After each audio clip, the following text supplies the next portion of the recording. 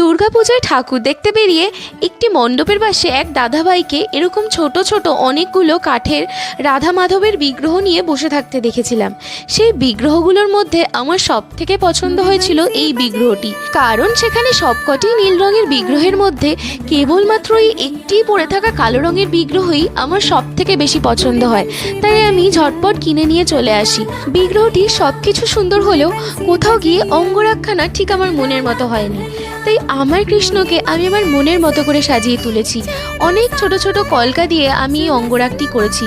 সব থেকে বড় কথা, আমি আমার মনের মতো করে কৃষ্ণের চোখটা এঁকেছি।